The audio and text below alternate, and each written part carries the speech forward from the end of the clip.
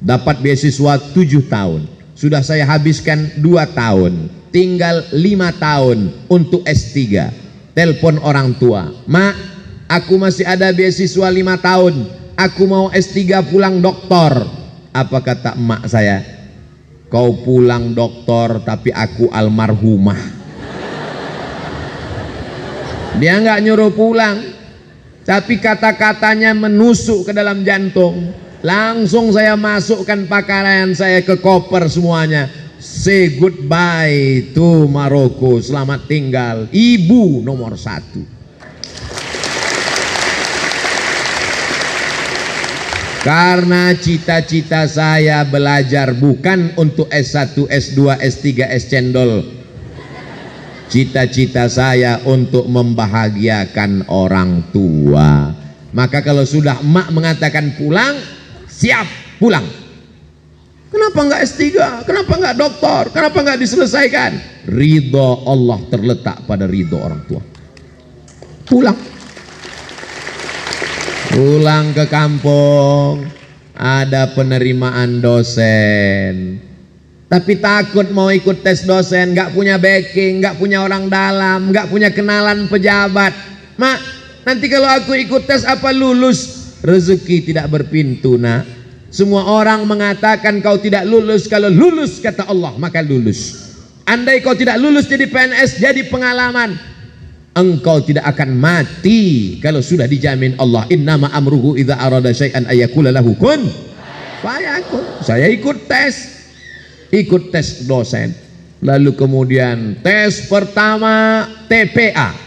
Wah, kalau cuma TPA, saya pikir tes pembacaan Al-Quran. Rupanya tes potensi akademik. Bahasa Arab 100 soal, bahasa Inggris 50 soal bahasa Arab, 50 soal bahasa Inggris, 100 soal tes macam-macam. Bahasa Arab bisa, bahasa Inggris bisa. Ini yang macam-macam ini soalnya juga macam-macam. Tono, Tini dan Tony menjaga warnet. Tony tidak bisa jaga malam karena pagi dia kuliah. Tini tidak bisa jaga pagi karena sore dia kerja. Tono dan Tini tidak bisa bekerja sama karena pernah pacaran. Jam-jam berapa saja mereka bisa kerja sama? La ilaha illallah Muhammadur Rasulullah. 4 tahun di Mesir, 2 tahun di Maroko, nulis tesis 300 halaman. Begitu ikut tes CPNS, yang ditanya Tono, Tini dan Tony. Apa ini? Cobalah pertanyaan yang berkualitas sedikit. Jika kecepatan cahaya adalah 300.000 km per detik, dari Masjidil Haram ke Masjidil Aqsa jaraknya 1.500 km. Kecepatan cahaya 300 km per detik. Berapakah waktu yang perlu digunakan untuk Isra Mi'raj? Mantap kan? Insya Allah soal seperti itu akan ada nanti dari Badan Kepegawaian Negara BKN kalau yang duduk buat soal adalah tamat pesantren. Tono, Tony dan Tini jangan tanyakan lagi. Akhirnya keluar pengumuman 200 soal lulus. Saya sudah lulus jadi dosen, Pak? Belum. Punya ilmu banyak, kalau nggak bisa ngajar gimana? Berapa banyak orang punya ilmu di kepalanya tapi nggak bisa ngadapin orang banyak. Dalam hati saya, kami di pesantren sudah biasa muhadharah, Pak.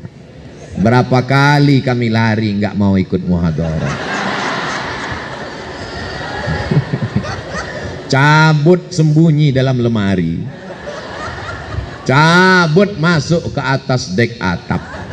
Zaman saya dulu, kami dulu nakal-nakal.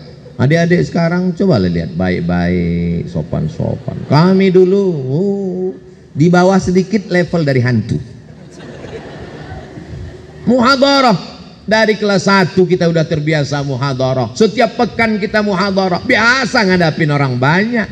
Maka ketika dites ngajar, saya tanya, di kelasnya berapa orang, Pak? 25 orang. Saya ngajar biasa aja.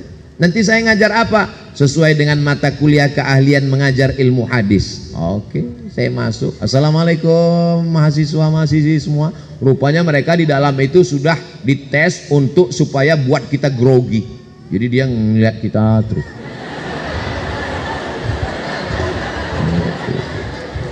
Saya biasa aja karena kita biasa dilihat orang.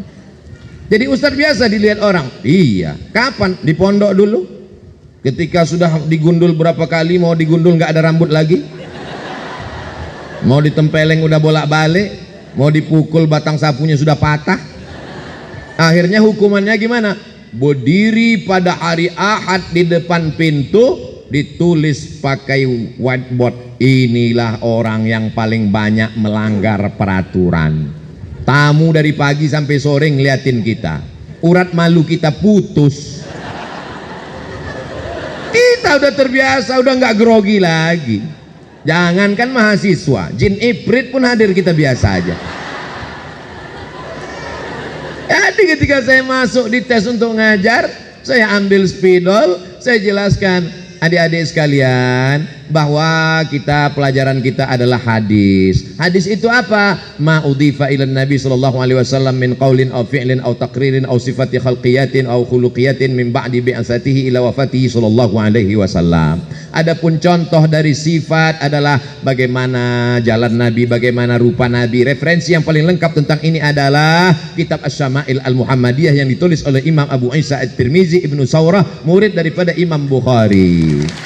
Adapun contoh tentang ucapan Nabi Sallallahu Alaihi Wasallam diantaranya yang diriwayatkan oleh Abu Hafiz, dituliskan oleh Imam An-Nawawi dalam kitab Arba'in An-Nawawiyah, hadis yang pertama diriwayatkan dari Abu Umar bin Khattab radhiyallahu an. Kata Nabi sebelum hijrah, innamal a'malu binniyat wa innamal likulli imri'in ma nawa, faman kanat hijratuhu ila Allah wa rasulihi fa hijratuhu ila Allah wa rasulihi, faman kanat hijratuhu ila dunya yusibuha aw imra'atin yankihuha fa hijratuhu ila ma hajara ilaih.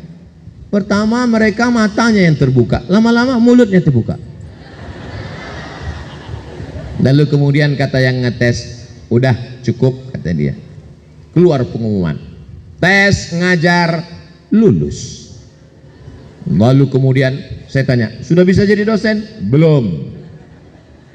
Aduh, tes apa lagi? Kamu akan dihadapkan dengan tes berhadap-hadapan dengan guru besar. Akhirnya ketemu dengan guru besar. Ternyata guru juga, cuman agak besar.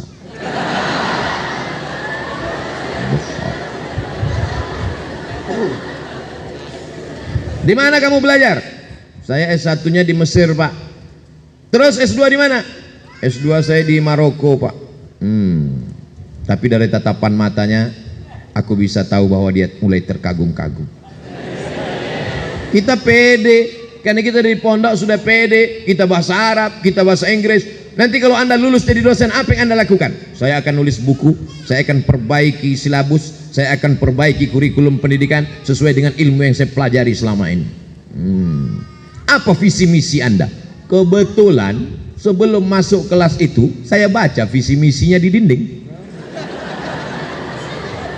Saya akan mewujudkan Universitas Islam Negeri Sultan Syarif Kasim menjadi pusat peradaban se-Asia Tenggara, sejalan antara budaya Melayu dengan keislaman.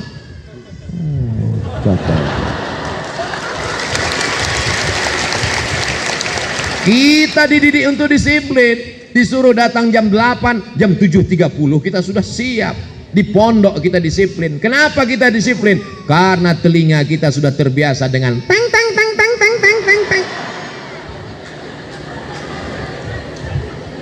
Sajadah, rotan, batang sapu. Adik-adik sekarang enak, kalian dilindungi oleh Komisi Perlindungan Anak. Kami dulu nggak ada komisi itu.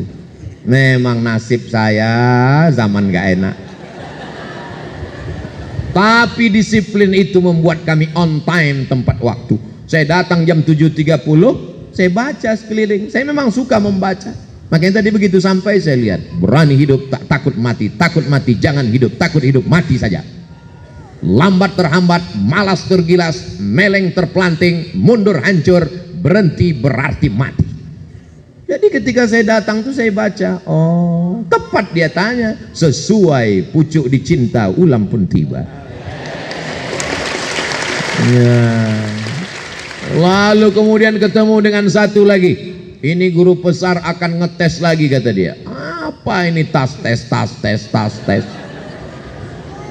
Silakan masuk. Saya pun masuk. Dia tidak suruh saya duduk. Putar ke kanan, saya mutar kanan. Putar ke kiri, saya putar ke kiri. Oh, ternyata Anda tidak cacat. Ini diskriminasi. Di Mesir berapa banyak dosen-dosen kita, mohon maaf, yang tidak bisa berjalan Ustadz, tapi mereka hafal Quran, mereka bahasa Arab hebat, bahasa Inggris, ngajar. Dosen saya Syekh Ibrahim Al-Khuli, Profesor Doktor, mohon maaf, tunanetra, tapi hafal Al-Quran, hafal hadis. Tapi saya nggak bantah, yang penting lulus dulu kan. Habis itu dia lihat, Anda merokok? Tidak Pak. Jujur Anda tidak merokok? Tidak. Kenapa bibir Anda hitam? Allah. Inilah nasib orang hitam. Saya bilang saya orangnya hitam, dia bibir hitam. Masa orang hitam bibirnya putih? Ayak-ayak waya tuh.